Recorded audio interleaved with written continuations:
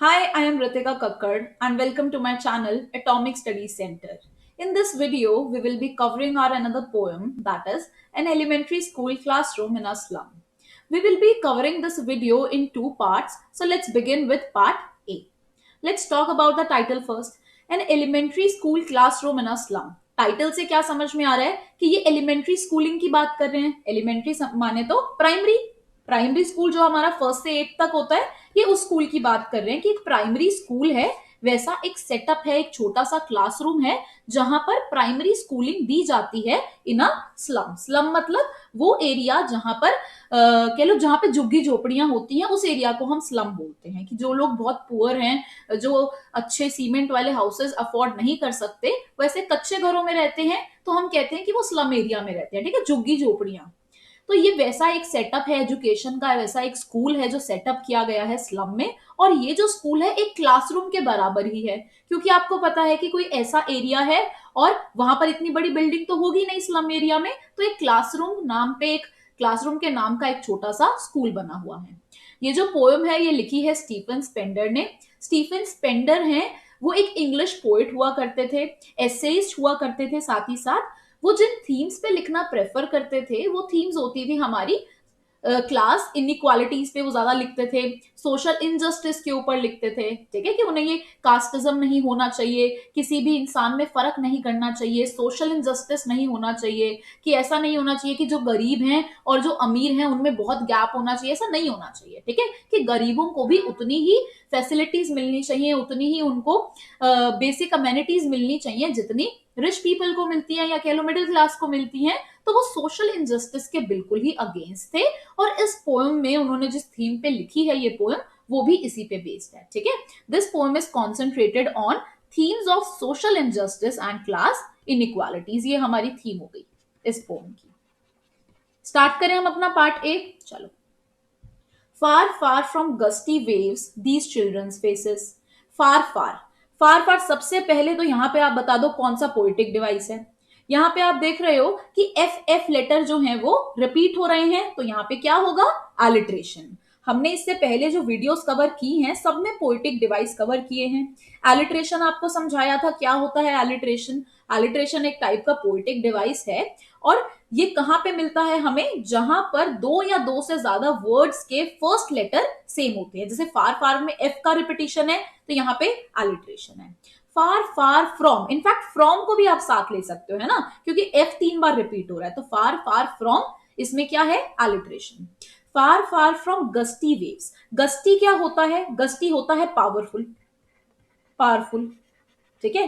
Far far from gusty waves these children's faces. या these से किसकी बात की गई है? कौन से बच्चों की बात कर रहे हैं? स्लम में रहने वाले बच्चों की बात कर रहे हैं, स्लम चिल्ड्रन के बारे में बात कर रहे हैं, या कह लो पुअर पीपल के बारे में बात कर रहे हैं, कि वहां जो गरीब बच्चे हैं उनके बारे में बात कर रहे हैं. और क्या बोला है कि ये जो बच्चे हैं इनके जो चेहरे हैं ये उन पावरफुल वेव्स से बहुत दूर है. कौन सी पावरफुल वेव्स? वो पावरफुल वेव्स जो चाइल्डहुड बताती हैं. ठीक है, चाइल्डहुड में जब बच्चा बहुत छोटा होता है तो वो अपनी लाइफ को एंजॉय करता है, उसको कोई टेंशन नहीं होती, कोई प्रॉब्लम नहीं होती, उसे पता है कि सब उसे मिल रहा है, तो एक अच्छी लाइफस्टाइल होती है उसकी. लेकिन ये जो बच्चे हैं इनका जीवन थोड़ा अलग होता है, क्योंकि ये गरीब हैं, स्लम एरिया में रहते हैं, तो इनको वो गस्ती वेव्स नहीं नसीब होती, या कह लो वो चाइल्डहुड की जो हवाएं होती हैं, वो जो पावरफुल वेव्स होती हैं, जो एनर्जी लेके आती है, इनोसेंस लेके आती है बचपन में, वो इन लोगों को नहीं मिलती, इन बच्चों को नहीं मिलती. रीजन, क्योंकि ये इतने गरीब होते हैं कि इनके पेरेंट्स इन्हें बचपन से ही काम में फोर्स कर देते हैं कि काम लग जाएंगे तो 2-4 पैसे एक्स्ट्रा आ जाएंगे. ठीक है. Far far from gusty waves का मतलब क्या है? फार मीन्स अवे, जो बहुत दूर रहते हैं. तो ये जो बच्चे हैं इनके जो फेसेस हैं, या कह लो ये बच्चों की जो पर्सनालिटीज हैं, ये लोग बहुत दूर हैं उन पावरफुल वेव्स से. वो वेव्स जो बचपन की महक लाते हैं, या कह लो जो बचपन की एनर्जी लाते हैं, इनोसेंस लाते हैं. ठीक है. Like rootless weeds. अब यहाँ पे बच्चों को कंपेयर किया गया है रूटलेस वीड्स.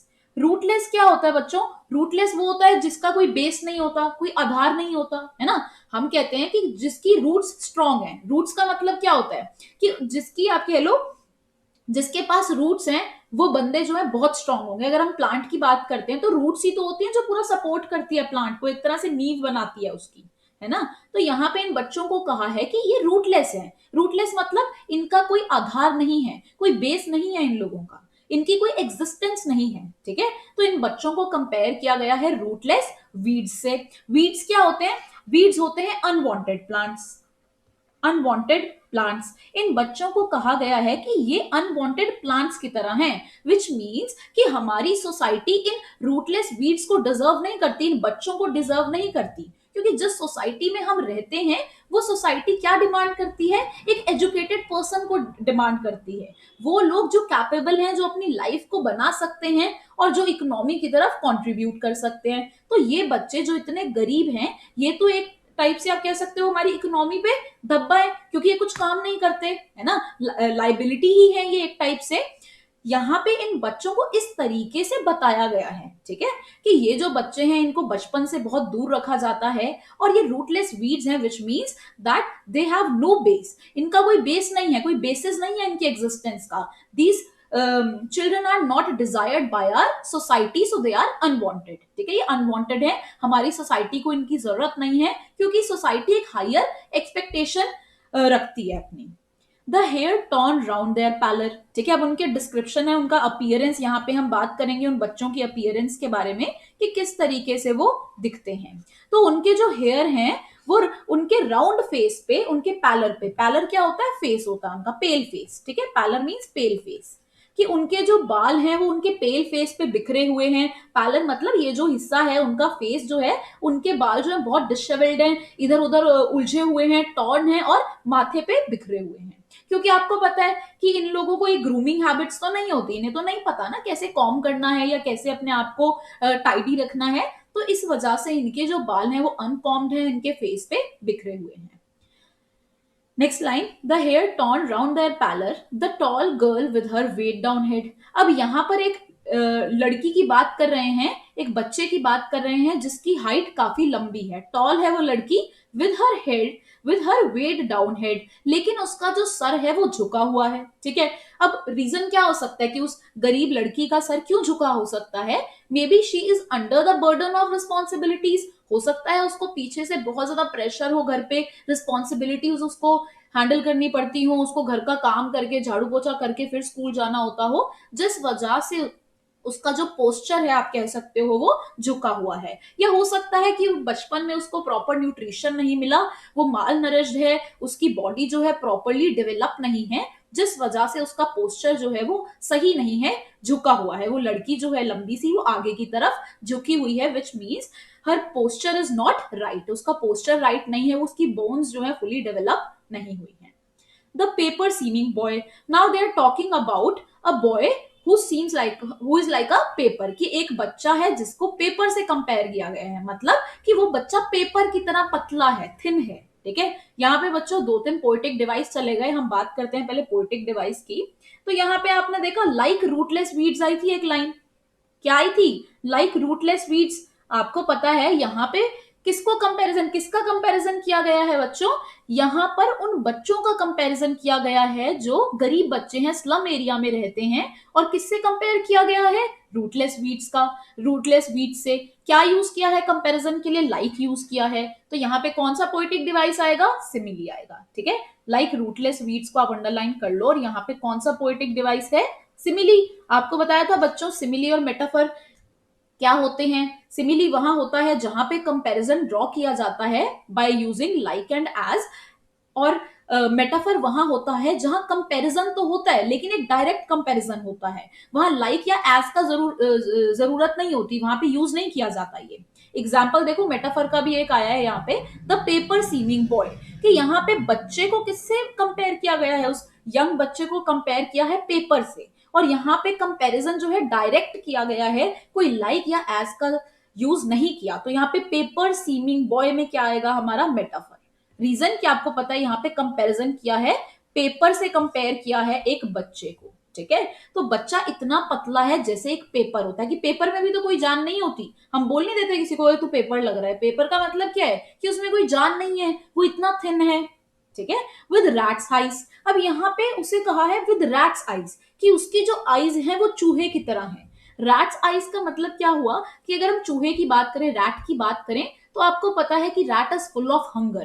रैट जो है हमेशा भूखा रहता है, भटकता रहता है, बहुत अनसर्टेन टाइप का ये एनिमल है, आप कह सकते हो। ये एक ऐसा जीव है जो बहुत अनसर्टेन रहता है, जो डर के रहता है। आप हल्का सा हाथ हिलाओगे, रैट यहां से वहां चला जाएगा। तो मतलब क्या है कि ये जो रैट है ये डर के रहता है, ये हमेशा भूखा रहता है, ये हमेशा भटकता रहता है। इसी तरीके से ये बच्चे हैं, इन बच्चों की आंखें भी रैट की तरह है, इनकी आंखों में भी भूख दिखती है, डर दिखता है, अनसर्टेनिटी दिखती है अपनी लाइफ के लिए। ठीक है, इसीलिए यहाँ पे रैट्स आइज बोली गई है उस बच्चे के लिए। The stunted unlucky here of twisted bones. अब यहाँ पे स्टंटेड क्या होता है? स्टंटेड वो होता है जिसकी डेवलपमेंट रुक जाती है, स्टंट कर दी जाती है, स्टॉप हो जाती है। तो आपको पता है कि ये जो बच्चे हैं इतने गरीब हैं कि इन्हें 2 वक्त का खाना नहीं मिलता, जिस वजह से इनकी जो ग्रोथ है वो स्टंटेड रह जाती है, डिफॉर्म्ड रह जाती है, ये फुली ग्रो नहीं कर पाते। तो ये क्या है? स्टंटेड रह जाती है इनकी ग्रोथ, इनकी बोन्स फुली डेवलप नहीं होती। Unlucky here of twisted bones. Here क्या होता है? हियर होता है सक्सेसर, आप कह सकते हो। ठीक है, हम कहते हैं ना कि हमारे बाद हमारे बच्चे लीड करेंगे लाइफ को, तो वो कौन कौन हो गए? हमारी एक तरह से आप कह लो नेक्स्ट जनरेशन। ठीक है, तो हियर वो होता है जो कि अपने फादर से उनकी प्रॉपर्टी लेगा, एक तरह का आप कह सकते हो सक्सेसर उनका, जो उन्हें सक्सीड करेगा अगली जनरेशन में। ठीक है, मुझे इसका हिंदी वर्ड याद नहीं आ रहा। अनलकी हियर मीन्स कि वो जो बच्चे हैं बहुत ज्यादा अनलकी हैं। इतने अनलकी हैं क्योंकि आपको पता है ये लक पे ही तो डिपेंड करता है कि आप कौन सी फैमिली में पैदा हो रहे हो।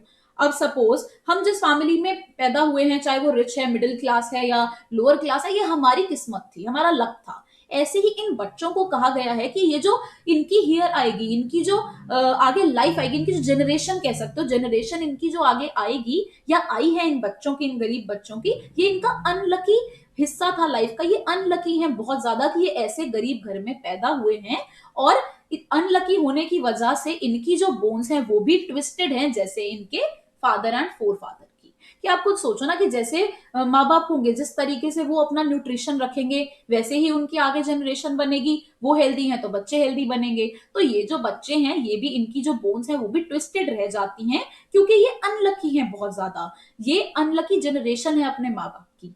ठीक है, रिसाइटिंग अ फादर्स नारल डिसीज। अब यहाँ पे कहा है कि ये अपने फादर या फोर फादर की ही डिसीज को रिपीट कर रहे हैं।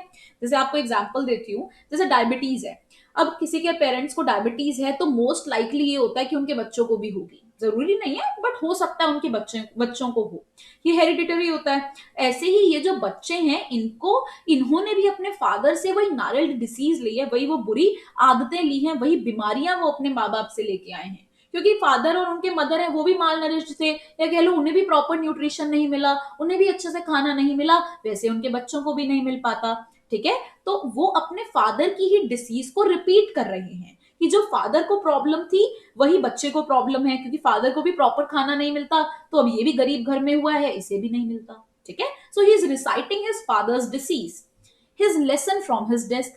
Now that student is reciting his lesson from his desk. मतलब क्या है कि वो क्लासरूम में एक डेस्क पे बैठा है और पीछे से ही अपने लेसन को रिपीट कर रहा है। यहाँ पे बच्चों इस स्टैंजा के अंदर हम उन बच्चों की अपीयरेंस के बारे में बात कर रहे हैं। एक टॉल गर्ल है, एक बॉय है जो रैट्स आईज है जिसकी, और एक पेपर सीमिंग बॉय है। तो यहाँ पर इनकी डिस्क्रिप्शन है, एक तरह से इनकी अपीयरेंस के बारे में बात कर रहे हैं कि बच्चे दिखते कैसे हैं और कैसे इनका रहन सहन है। ठीक है, his lesson from his desk. Now this child is reciting his lesson from his desk. अपने डेस्क पे बैठ के वो लेसन रिपीट कर रहा है जो क्लास में पढ़ाया जा रहा है।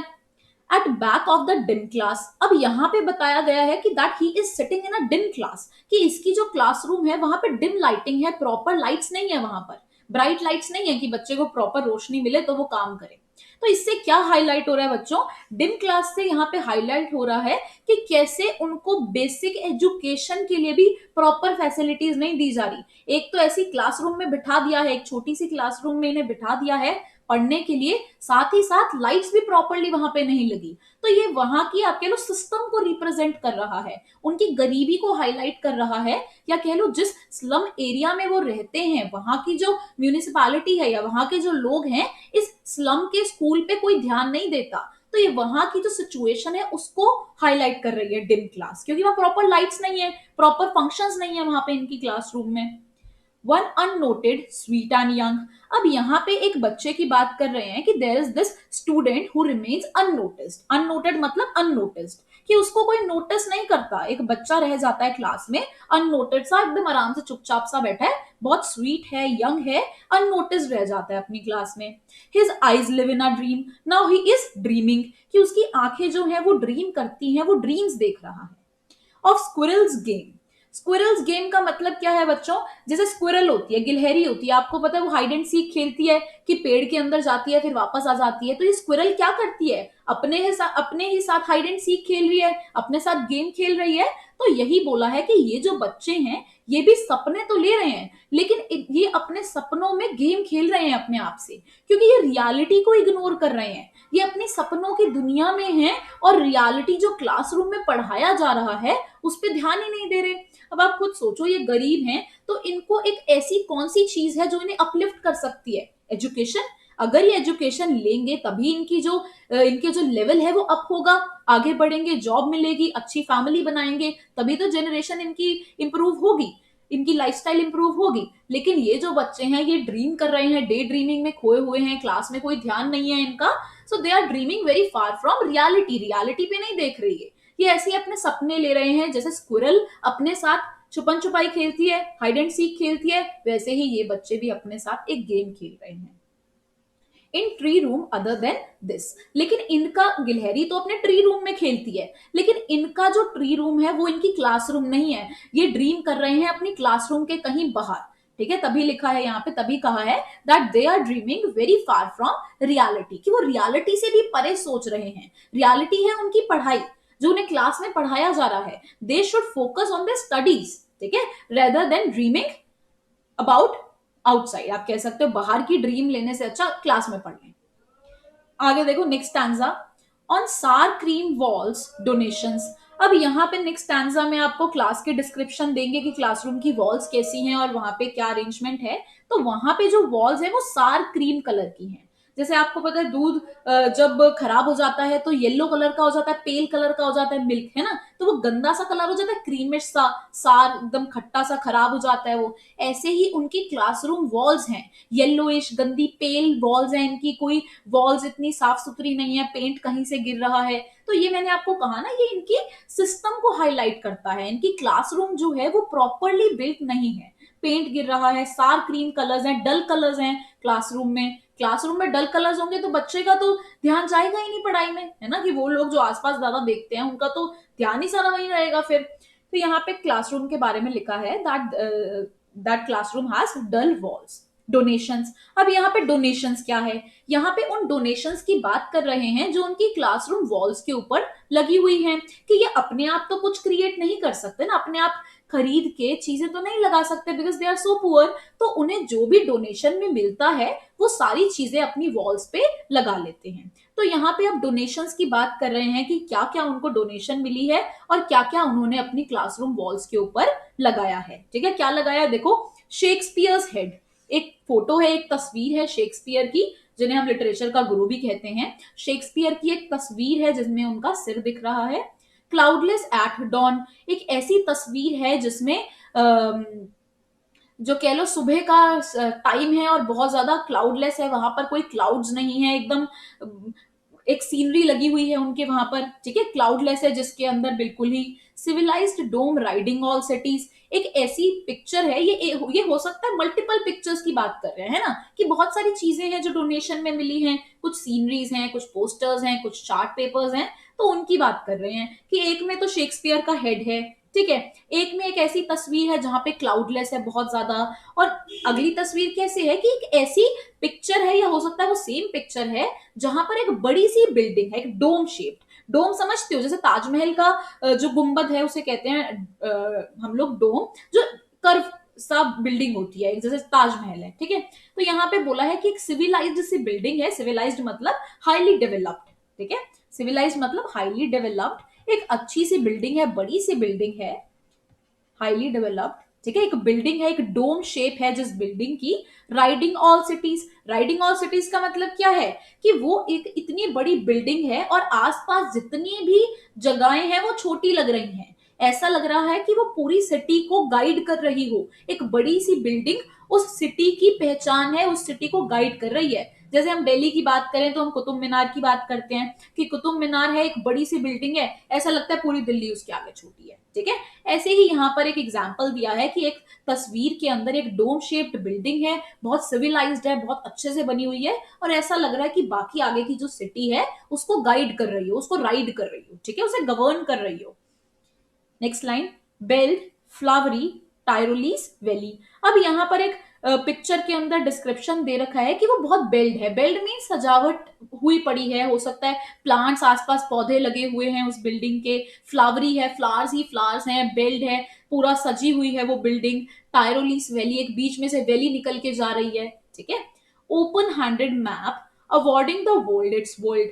अब यहाँ पे क्या बोल रहे हैं कि ये सारी ना डिस्क्रिप्शन है, इमेजेस हैं, ये सारी पोस्टर्स हैं, पिक्चर्स हैं, चार्ट पेपर्स हैं, उनके ऊपर है ये सारा पैराग्राफ। नेक्स्ट देखो, open handed map awarding the world it's world. अब ये कह रहे हैं कि एक ओपन हैंडेड सा मैप लगा हुआ है, एक बड़ा सा मैप लगा हुआ है इनकी क्लासरूम के अंदर, ठीक है। Awarding the world it's world का मतलब क्या है, वर्ल्ड। अब यहाँ पे आप देखो बच्चों, तो यहाँ पे दो वर्ल्ड्स दिखाए गए हैं। एक वर्ल्ड वो हुआ जो इन गरीब बच्चों का वर्ल्ड है, इनकी पोवर्टी, जिस पोवर्टी में ये रहते हैं, गरीबी में ये लोग रहते हैं, एक इनका वर्ल्ड है। और एक वो वर्ल्ड है जो इन्हें वर्ल्ड मैप पे दिखाया जा रहा है। तो यहाँ पे तभी लिखा है कि वो जो ओपन हैंडेड मैप लगा है ना इनकी क्लास में, वो उनके वर्ल्ड को एक वर्ल्ड दे रहा है, ठीक है। कि वो मैप अपने आप में एक वर्ल्ड है, वो सामने वो जो गरीब गरीब लोगों का जो वर्ल्ड है उसे एक वर्ल्ड दे रहा है, ठीक है, अवॉर्ड कर रहा है जिस तरीके से। तो इसका मतलब यही है कि बच्चे यहाँ बैठे हैं आगे और सामने एक बड़ा सा वर्ल्ड मैप उनके आगे लगा हुआ है। And yet for these children these Windows not this map there world. लेकिन इन बच्चों के लिए ये वर्ल्ड मैप का तो कोई वजूद नहीं हुआ ना, कोई रेलिवेंस नहीं हुआ इनकी लाइफ के लिए ये वर्ल्ड मैप, क्योंकि इस वर्ल्ड मैप को समझने के लिए इन्हें पहले बेसिक एजुकेशन लेनी पड़ेगी, है ना। तो इनके लिए ये जो वर्ल्ड मैप है ना, ये अभी किसी काम का नहीं है, क्योंकि इनका वर्ल्ड तो अभी इस चार दीवारी के अंदर ही लिमिटेड है, ये अभी रिस्ट्रिक्टेड है, ये एक एक कह लो स्लम एरिया में फंसे हुए हैं ये अभी। और इनका जो वर्ल्ड है उसी पेरीफेरी के अंदर, उसी बाउंड्री के अंदर लिमिटेड है, ये लोग वहीं पे ही रहते हैं। ये जो विंडोज इनकी क्लासरूम की हैं, वो क्लासरूम की विंडोज उनके वर्ल्ड को लिमिट कर रही हैं, ठीक है। तो वो हायर हायर एजुकेशन लेंगे तभी तो वो उस वर्ल्ड मैप को समझेंगे, तभी तो वो बाहर जाएंगे, कंट्रीज को एक्सप्लोर करेंगे आगे जाके। अब वो बेसिक एजुकेशन ही नहीं है उनके पास, वो ना पढ़ाई करते हैं, खुद भी ध्यान नहीं दे रहे हैं बच्चे, ठीक है। तो तभी लिखा है कि इन बच्चों के लिए ये विंडोज ही इनका मैप है, इनका वर्ल्ड, ये वर्ल्ड मैप का इनके लिए कोई मतलब नहीं है। Where all their future is painted with a fog. अब यहाँ पे लिखा है कि उनका जो सारा फ्यूचर है वो ब्लर्ड है, ठीक है। ऐसा लग रहा है जैसे फॉग पेंट कर देती है। मतलब क्या है कि उनका पूरा का पूरा फ्यूचर फॉगी है, ब्लर्ड है, उनकी लाइफ में कोई सर्टेनिटी नहीं है, कोई आगे की विजन नहीं है, उनके पास कोई फ्यूचर विजन नहीं है। इसीलिए उनकी जो उनका जो फ्यूचर है it is painted with a fog. Fog से क्या मतलब है, ब्लर, कि ब्लरी है उनका फ्यूचर, जो है ब्लर्ड है, ठीक है, कोई सर्टेन नहीं है वहां पे। नेक्स्ट लाइन देखो बच्चों,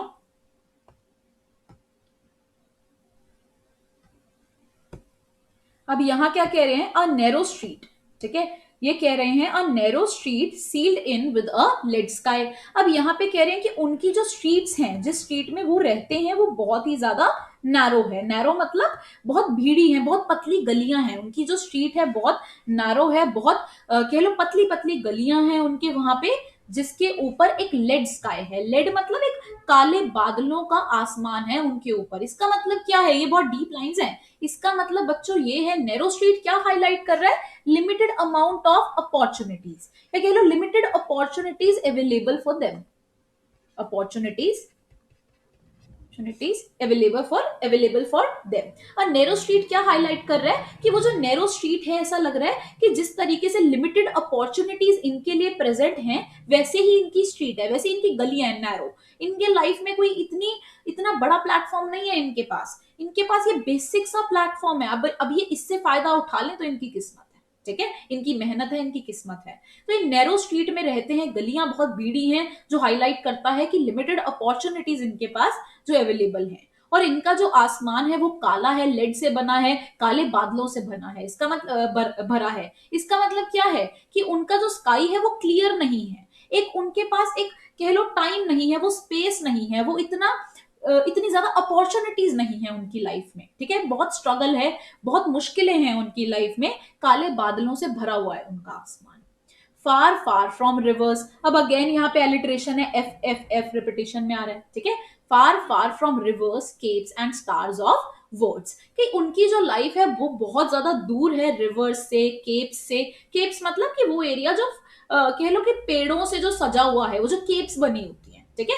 फार far from rivers capes and stars of words, कि इस ब्यूटी से उनकी जो दुनिया है बहुत दूर है, इन्हें वो रिवर्स देखने को नहीं मिलती, वो केप्स, वो सुंदर सुंदर बगीचे इनको देखने को नहीं मिलते। और जो स्टार्स ऑफ वर्ड्स हैं, स्टार्स ऑफ वर्ड्स हाईलाइट करें लिटरेचर को, ठीक है, कि वो जो लिटरेचर की महक है, या कह लो लिटरेचर का जो मीनिंग है, लिटरेचर अगर समझने लगो तो लिटरेचर एक, हमारी लाइफ इतनी अच्छी क्यों है, क्योंकि हम पढ़ सकते हैं, हम एजुकेट कर सकते हैं अपने आप को, अपने बच्चों को, बाकी लोगों को। तो यहाँ पे लिटरेचर क्या है, आप कह सकते हो कि स्टार्स ऑफ वर्ड्स का मतलब है वो लिटरेचर की जो महक है, लिटरेचर की जो रेलेवेंस है, इंपॉर्टेंस है, वो इन बच्चों को अभी नहीं पता। इन्होंने वो वर्ल्ड नहीं देखा, इन्होंने वो खूबसूरत लिटरेचर नहीं पढ़ी, अभी पढ़ाई इन्हें नहीं मिली अभी। और इनकी जो लाइफ है रिवर्स केव्स, इस ब्यूटी से ये बहुत ज्यादा दूर रहते हैं। तो पार्ट ए में हम इतना करेंगे, वॉच द नेक्स्ट वीडियो। अब पार्ट बी हमारा स्टार्ट हो रहा है, ठीक है, स्टे ट्यून्ड।